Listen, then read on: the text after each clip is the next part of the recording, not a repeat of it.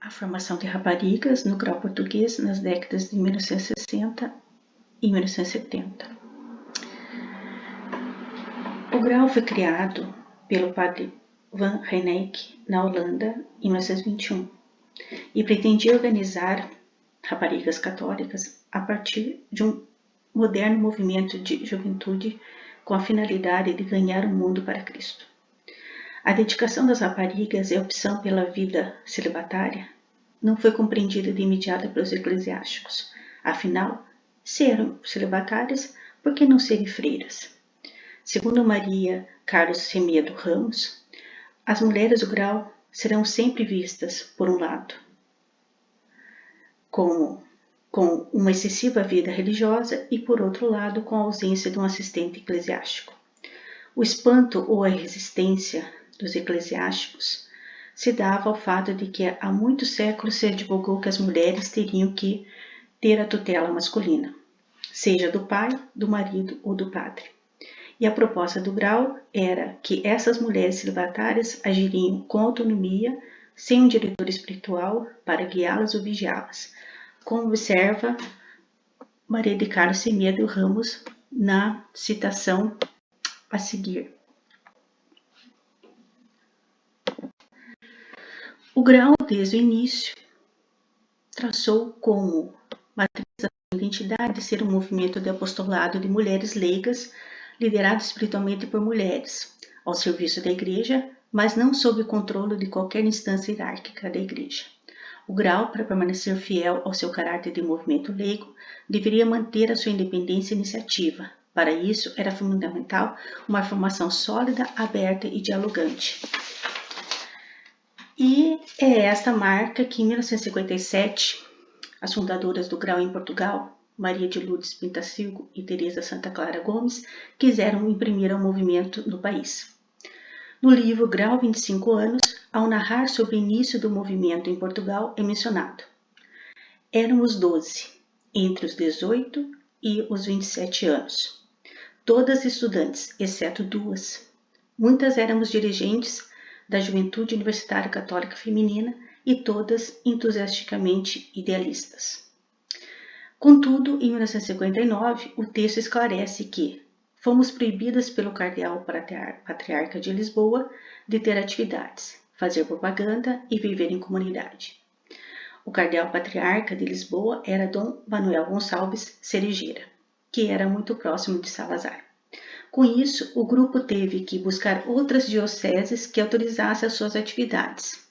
No texto se assinala que a verdade é que partimos para 2 dioceses, Coimbra e Porto Alegre, que nos receberam de braços abertos. Sendo assim, as primeiras participantes do grau começaram seus projetos e programas nas cidades de Coimbra e Porto Alegre. Elas iniciaram suas atividades organizando projetos de promoção humana e culturais voltados para raparigas universitárias e, mais tarde, do ensino secundário. O que essas 12 senhoras que começaram o núcleo central do grau possuíam? Referência das atividades do grau em outras partes do mundo, sobretudo a partir dos encontros internacionais, e a convivência durante algum tempo maior com comunidades do grau nos Estados Unidos e na Holanda. Experiências anteriores em outros grupos da ação católica, principalmente os grupos especializados como a Juventude Católica Feminina. A partir disso, pensaram formas de atrair e aglutinar as raparigas universitárias, criando materiais de divulgação, desenvolvendo estratégias de criar espaços culturais e solicitar ajuda dos eclesiásticos locais. Nessa apresentação, eu optei em apresentar e analisar um folder de divulgação do grau de 1964, que vamos ler a seguir. Aí nós vemos o anverso do folder, e aqui as participantes do grau, do grau, essas 12 senhoras vão esclarecer que se és aquela rapariga que terminou seu curso e se encontra no limiar da vida profissional, já trabalha ou pensa casar em breve, deseja encontrar oportunidades práticas de serviço dos outros, frequenta a universidade. Quando o folder exibe em letras maiúsculas aquela rapariga que as senhoras do grau indicam o público que tinha interesse, raparigas universitárias ou recém-formadas, solteiras e que gostassem de servir aos outros. Interessante o uso das aspas na palavra serviço, denotando que a habilidade da prática do cuidado, contudo não da forma tradicional encontrada na igreja e na sociedade, sob a ideia do papel da mulher como de servidão. A seguir no folder era esclarecido o que o grau poderia oferecer, uma visão de vida dinâmica, livre e consciente. À primeira vista, poderíamos pensar que seriam palavras vazias para a atração das raparigas. Contudo, ao pensarmos que o grau oferecia a possibilidade de raparigas trilharem caminhos alternativos ao que eram oferecidos socialmente, casamento, maternidade e vida religiosa, elas poderiam, por meio das discussões e das leituras propiciadas pelo grau, bem como as atividades dos programas, ampliar a visão do papel feminino na sociedade. Como se pode perceber no relato da associada a seguir, quando recorda dos seus primeiros contatos com 17 anos no grau da Holanda. Vamos aqui na citação.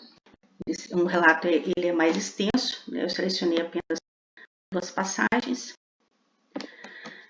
Então, começo pela primeira. Na ideologia dominante da época, uma mulher teria de ter um marido, ser mãe e trabalhar em casa. Era um destino fixo. Foi mais ou menos nessa altura que comecei a dizer com mais força o que já andava a sentir. Não queria ter uma vida como a da minha mãe. Mais à frente no relato, ela, ao relembrar sobre as atividades do grau que a atraiu, ela menciona: o que também me fascinou foi a atenção dada nos diversos programas à expressão corporal e ao movimento criativo. Foi o corpo poder agarrar e exprimir, e muitas vezes antecipar o emergir do eu, através da comunicação não verbal de ideias, sentimentos e esperança ainda não ditas, e diferentes daquelas até então vividas noutros espaços de educação e convívio. Pelo relato, pode-se aferir que associadas do grau no folder ofereciam às raparigas a experiência que elas próprias tiveram e tinham, a oportunidade de conhecer um novo pensamento católico em que os leigos eram protagonistas, o contato com raparigas de outros países e a oportunidade de exercer outras atividades sociais que não eram possíveis usualmente. Isso tudo num espaço autorizado socialmente pela igreja, como elas observam no próprio folder. No verso, aqui, né, em letras menores, depois que elas esclarecem o que era o grau e que já tinham outras comunidades em outras partes do mundo, como Brasil, Estados Unidos, Alemanha e África do Sul. Então, aqui embaixo, elas esclarecem, aqui, né, aqui em letras menores, com a aprovação da autoridade eclesiástica.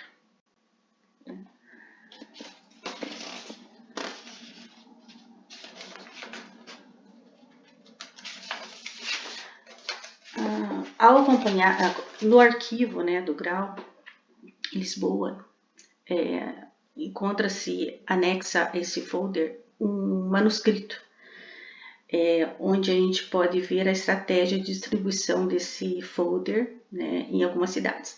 Então, em Coimbra é fixado nas faculdades, entregue aos diretores de lares e enviado aos padres e a citação dos nomes desses padres.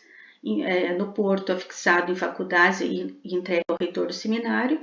Em Lisboa é interessante observar que não há uma menção de fixar em lugares públicos, apenas a entrega do folder para conhecidos. Seria uma preocupação com o cardeal Cerejeira. A seguir, vamos falar um pouco sobre os projetos e programas neste período aí, no final da década 60 e início da década 70.